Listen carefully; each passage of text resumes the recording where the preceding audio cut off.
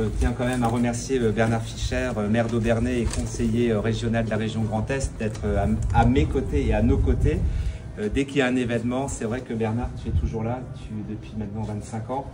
Tu nous soutiens dans notre démarche de valorisation du territoire et vraiment merci beaucoup pour tout ce que tu fais pour la profession.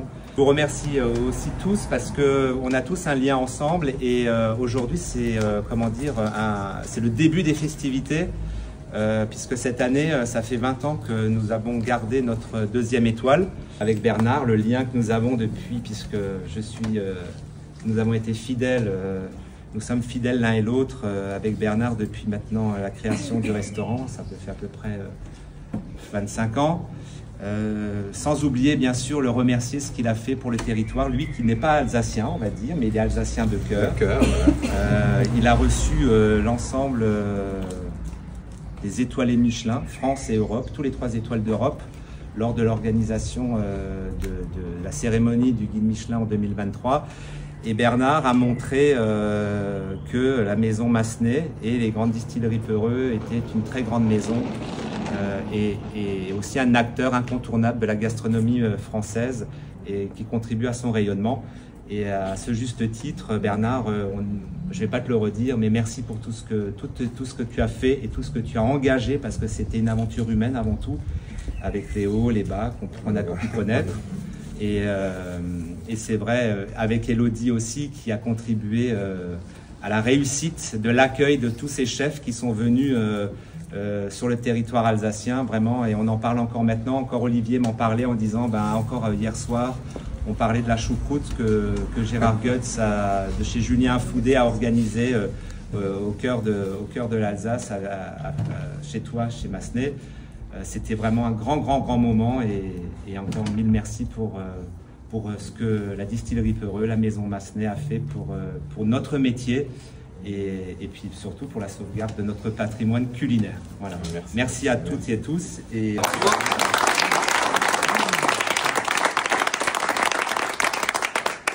Cher Nicolas, cher Serge, cher Bernard, mesdames et messieurs, je vous salue toutes et tous sur vos grades et qualités. J'ai l'avantage de connaître plusieurs d'entre vous et c'est beaucoup d'honneur que d'être présent ici ce matin à la Fourchette des Ducs, grand restaurant emblématique 2 étoiles Michelin depuis 20 ans. Moi j'ai eu l'avantage de connaître Nicolas et Serge quand ils se sont installés ici dans ce lieu qui est emblématique d'Aubernais, qui a une histoire séculaire, avec entre autres la Lique d'une part, mais qui est une bâtisse tout à fait remarquable. Et cette bâtisse a toujours eu une âme par le passé, mais indéniablement, quand vous vous êtes installé, à l'époque, je me souviens, je pourrais raconter tous les épisodes, quasiment année par année, j'ai vu grandir une maison, et surtout 2 personnes, Serge et Nicolas, un tandem assez extraordinaire, j'ose le terme, qui avait toujours en son ADN la volonté, l'excellence, le meilleur et indéniablement d'avancer à vitesse grand V. C'est ce qui s'est passé avec les récompenses successives que vous avez eues, non pas seulement la première étoile Michelin, je m'en souviens très bien, et la deuxième depuis 20 ans, mais également avec tous les autres prix d'excellence que vous avez eus au niveau de cette maison. Encore récemment, Serge, tu as été mis à l'honneur pour la salle par différentes instances. J'aimerais vous saluer toutes et tous, vous êtes des ambassadeurs de la gastronomie et très honoré d'avoir autant de chefs qui soient présents ici. Vous faites un travail remarquable et lorsqu'on voit le monde dans lequel on est, dont on ne peut pas faire abstraction, en tout cas des 4-5 dernières années, notamment la séquence du Covid, ensuite l'envahissement de l'Ukraine par les instances russes, puis les perturbations énergétiques qui vous ont impacté très fortement dans vos entreprises. Pour revenir à la gastronomie, Nicolas et Serge m'ont ouvert les yeux sur un monde que j'ignorais, que je ne connaissais pas. Comme vous toutes et tous, évidemment, on aime les produits de qualité, on aime bien manger, et ce sont des débats qui sont sans fin. Dans vos cercles et dans bien d'autres cercles, l'humanité a besoin d'avoir une alimentation de qualité. Et on a vu toutes les évolutions au fur et à mesure. Je me souviens, lorsqu'on avait baptisé la place devant la Fourchette des Ducs Anne-Sophie Pic, des grands événements, lorsqu'on avait rassemblé 53 chefs étoilés il y a près de 15 ans déjà devant l'hôtel de ville. Bref, il y a eu des séquences où on a mis à l'honneur non pas seulement la Fourchette des Ducs, sa merveilleuse équipe, mais également toute la gastronomie alsacienne et bien plus que cela. Et je me souviens aussi de ces séquences, sans paraître ringard un tout petit peu, mais je veux dire qui ont forgé l'état d'esprit. Et aujourd'hui, mon cher Bernard, on a fait connaissance avant, vous destinez à la Fourchette des Ducs, établissement d'excellence, j'allais dire la 6e ambassade griotine de votre grande maison, les grandes distilleries Pereux-Massenet. Alors j'ai vu un petit peu votre CV, et j'étais tout à fait troublé de voir que vous aviez commencé par la musique comme trompettiste, d'une part, qu'ensuite vous avez dirigé une école de musique, et puis qu'ensuite, je veux dire, vous avez créé un grand groupe, et aujourd'hui qui est encore beaucoup plus important. Soyez-en félicités, je fais partie de ceux qui ont toujours eu beaucoup d'expressions d'admiration, de respect, de reconnaissance vis-à-vis des personnes qui entreprennent, qui ont des audaces absolument infinies. Votre parcours est tout à fait remarquable et ça nous lie un tout petit peu, puisque moi j'ai payé mes études de pharmacie modestement en faisant de la musique à l'époque, les bals populaires. Ça, on se rejoint un tout petit peu, sinon je ne faisais pas d'études supérieures et je n'étais pas ici ce matin. Voilà, la vie est quelquefois très très simple. Merci d'honorer la Fourchette des Ducs. Je voulais juste tout simplement vous dire de tout cœur, Nicolas et Serge, bravo pour le chemin parcouru. Féliciter en même temps tous les grands chefs qui sont présents ici. Vous, ce matin, pour un instant d'exception, d'excellence, c'est le moment de la récompense, une parmi tant d'autres, où vous devenez la 6e ambassade des griotines de la grande maison Pereux-Massenet, qui est évidemment ici très très imprégnée sur nos territoires. Merci à Bernard d'honorer avec toutes vos équipes, parce que je crois que vous êtes à 6 ou à 7 de la grande maison qui sont présents, Nicolas et Serge et leur équipe qui le méritent bien. Et on portera haut, j'allais dire, les couleurs des griotines. Merci à vous. Merci.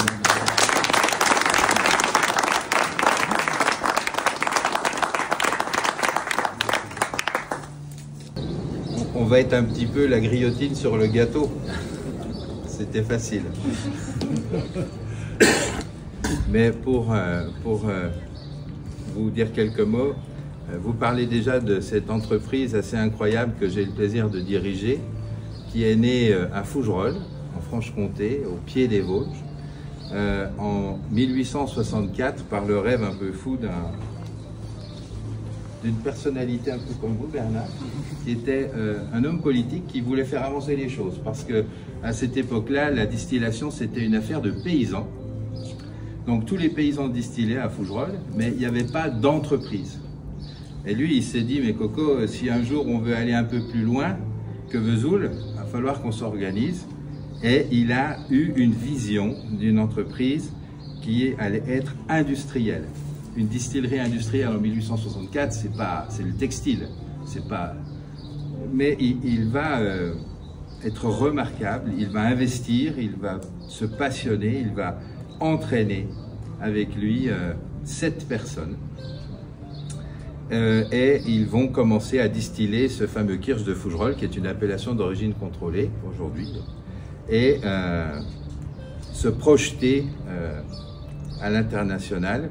Alors l'international, c'est l'Allemagne, c'est la Suisse, avec un spiritueux qui est encore bien connu aujourd'hui, qui s'appelle l'absinthe. Et l'absinthe va être le détonateur complet de l'histoire de l'entreprise, avec une marque très triviale. La marque de distribution, c'était Un Peureux, Auguste Peureux. Alors, une marque pour les Français, c'est Peureux, c'est pas très courageux, mais bon, c'est comme ça. Et Auguste Peureux va développer l'entreprise, et ensuite, le 15 mars 1915, c'est le traité qui interdit l'absinthe. 97% du chiffre d'affaires de l'entreprise, c'était l'absinthe. Donc, c'est la fin d'une histoire. Il va avoir beaucoup de mal à récupérer une activité. Et ses enfants, André et Edgar, vont perdre un peu pied. Et en 1955, c'est Claude Peureux, le petit-fils, qui va revenir à Fougerolles. Il restait 2 personnes dans l'entreprise et qui va reconstruire sur les bases du Kirsch, puis du Guignolet Kirsch. Alors, certains ont peut-être entendu le nom de cette liqueur. et qui était très prisé en France, puisque le guignol et kirsch était l'apéritif le plus consommé jusque dans les années 1970. Il a été détrôné par le pastis. Et ensuite, aujourd'hui, comme vous le savez peut-être pas, mais le premier spiritueux consommé en France, c'est le whisky. Mais c'est l'histoire comme ça des success stories. Et comme on faisait énormément de guignolet kirsch, pour faire du guignolet kirsch, c'est comme les grands-parents à la maison, hein. Il suffit d'un bon cerisier, d'acheter de l'alcool neutre, et puis de mettre les cerises dans l'alcool, de mettre un petit peu de kirsch une fois que c'est bien osmosé, un peu de sucre, vous filtrez le tout, vous avez un guignolet kirsch. Donc c'était très simple, mais il fallait presser les cerises. Et devant le succès du guignolet kirsch, Claude Peureux va se dire, on prend tellement de mal à acheter ces cerises que finalement, on pourrait en faire autre chose que de les presser et puis d'en extraire le jus. Donc, il va recruter mon père, Pierre Beau, en 1967 pour s'occuper des cerises et d'en faire quelque chose. Et mon père, qui était ingénieur technique, va avoir l'idée de calibrer, dénoyauter et la saga Griotine va commencer. Ils ont été immédiatement plébiscités par les chefs. C'est vrai. Ça a été quelque chose d'incroyable, ce petit bijou. Et tous les plus grands chefs félicitaient Griotine, et Griotine a fait le tour du monde. En 2002, j'en ai pris la présidence et je me suis dit maintenant il faut emmener Griotine de par le monde. Et aujourd'hui on est dans plus de 60 pays et c'est une très belle réussite qui permet à l'entreprise de rayonner avec la gastronomie, avec la mixologie. Alors vous savez, la mixologie, c'est pas l'étude des champignons, c'est bien les cocktails. Et cette marque est très puissante, Griotine. Et je cherchais, nous sommes distillateurs, nous faisons des eaux de vie, et je cherchais à équilibrer l'entreprise qui était un peu en déséquilibre avec une marque hyper puissante, Griotine. Et dans mon savoir-faire d'eau de vie de fruits, j'avais pas de marque très puissante, au moins équivalente à Griotine.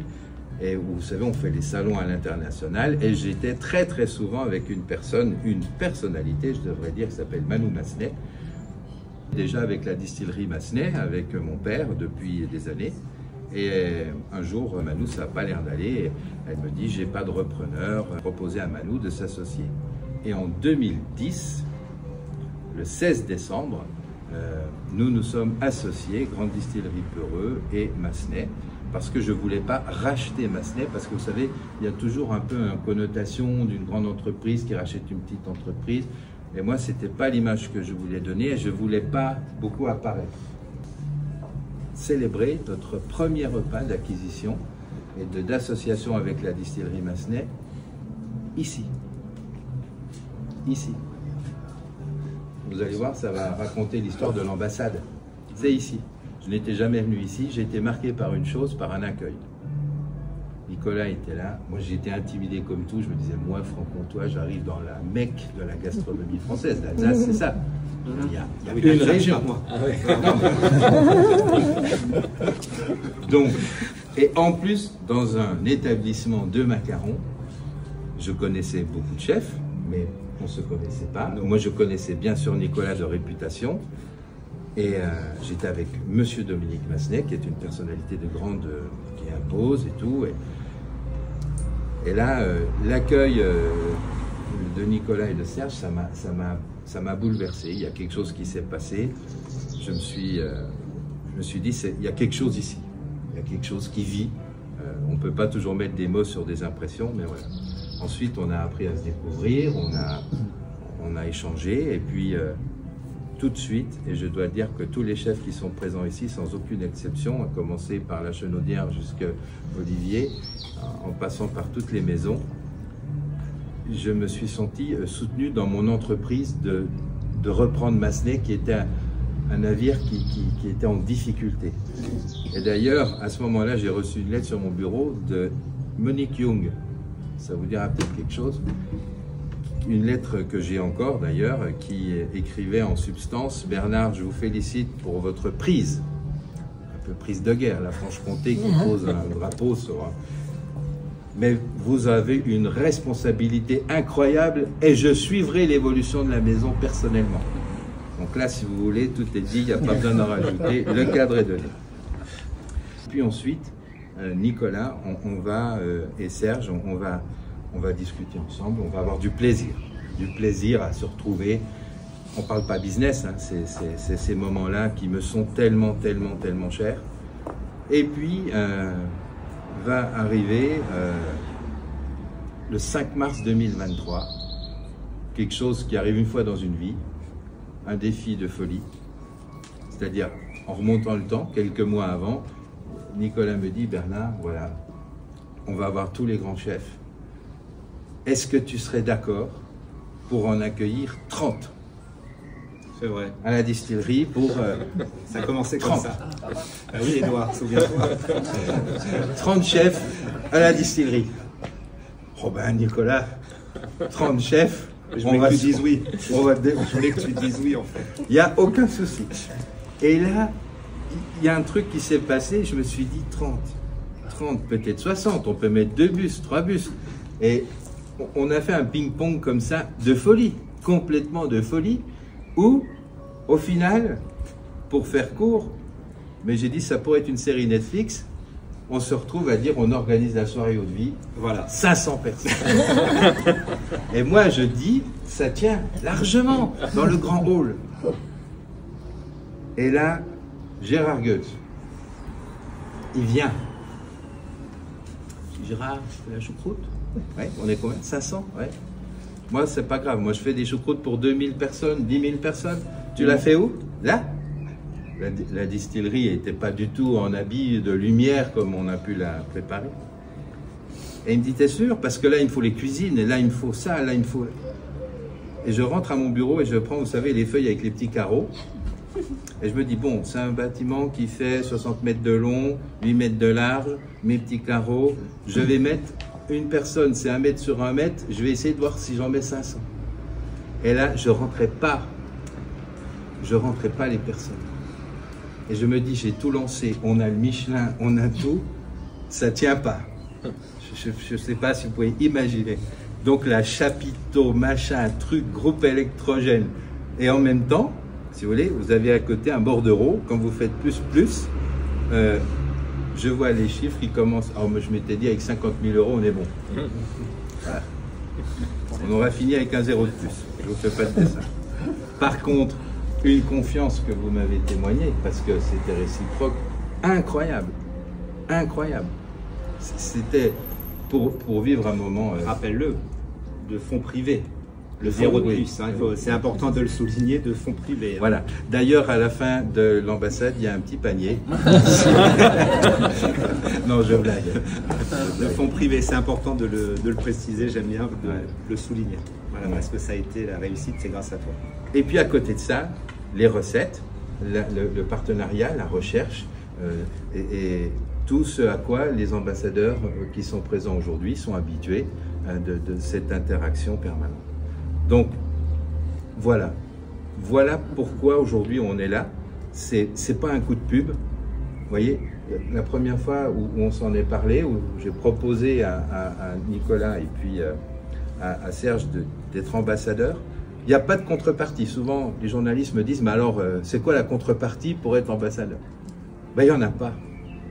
Il n'y en a pas, c'est pas un truc mercantile. C'est pas dans une ambassade, si vous passez pas 10 cartons de griotine ou de Massenet, non, il n'y a rien. On fait pas ça. Voilà. Et, bon, mais surtout, c'est ce partage de valeurs, d'émotions qu'on a vécu. Et puis, j'ai créé des ambassades griotines et le premier ambassadeur, c'est Patrick, en 2012. Donc ça fait quelques années. On n'est que 6 ambassades. Donc c'est pas non plus une histoire de dire c'est la course, on veut des ambassadeurs. C'est à un moment donné, il se passe quelque chose. C'est vrai que cet événement incroyable du Michelin a été un révélateur parce que de beaucoup de choses. Et on célèbre vraiment cette amitié. Et on la célèbre dans l'intimité. Moi, c'est ce qui me plaît beaucoup. La réussite pour moi d'un moment, elle n'est pas liée au pourcentage de personnes, au pourcentage d'étoiles, au pourcentage de... Vous savez, maintenant, les gens, quand ils parlent de leur fête, c'est souvent « j'avais 25 étoiles qui étaient présentes » ou 50 000 étoiles ou 18 mofs, comme si c'était des choses qu'on aligne. Genre, j'avais 25 loups. Mais non, c'est nous. C'est nous. Et on oublie ça. On se catégorise tout le temps, mais on oublie l'essentiel. Ça ne va pas être réussi parce qu'on va dire « oh mince, il me manque 2 étoiles, j'aurais battu leur corps. » Non, non, c'est ce qu'on est nous ensemble. On a été choisis, vous n'êtes pas venus par hasard, vous avez été invités. Voilà. Eh ben, c'est parce que vous partagez ça et vous êtes aussi ambassadeur. Griotine dans le sens de cet état d'esprit. Une ambassade, ça célèbre, c'est une célébration, c'est une plaque. Et ces plaques, elles vivent aussi. Et vous allez en avoir la preuve parce que maintenant, je termine mon discours. On va inaugurer cette plaque, mais je vais vous parler des autres ambassades. Il y a, donc je vous l'ai dit, la pyramide, la maison Patrick-Henri Roux, numéro 1 pour l'éternité. Et on a Jean-Michel Turin à Vauchoux. Alors Jean-Michel, il est décédé, mais il vit en nous. Hein. Jean-Michel, pour ceux qui l'ont connu, c'est une aventure incroyable. Mais sa plaque, quand il est décédé, son épouse, je lui ai proposé de la reprendre. Elle m'a dit, mais bien sûr Bernard, et aujourd'hui, elle est sur le fronton de l'ambassade du château Val-Joli, à Sampan, près de Dole, de Romuald Fassenet. Elle vit cette plaque. Elle n'est pas scotchée comme ça, et puis on l'oublie. Donc, et Romuald était tellement ému de récupérer la plaque de Jean-Michel, c'était incroyable. Ensuite, il y a Christian, avec son épouse, dans les hauteurs au-dessus de Belfort, dans un établissement remarquable, Mon Plaisir, qui porte bien son nom. Voilà. Hein, il n'y a pas d'autre mot. Il y a Cédric, la résidence au Val d'Ajol. Vous savez, quand on fait des ambassades, on va au bout du monde, puis on oublie qu'on travaille avec des chefs extraordinaires à 10 km de chez soi. Ben, Cédric, voilà, je vous invite à visiter son établissement, à profiter de son savoir-faire. Il y a le Grand Hôtel, monsieur et madame Remy, Pierre, j'ai vu Pierre avec son là, voilà. Et puis le chef, Thierry Longo, voilà, qui est un ambassadeur de longue date. Comme vous l'avez compris, il faut des histoires longues. Et puis, il y a Baker's Kingdom. Alors ça vous dit un peu moins.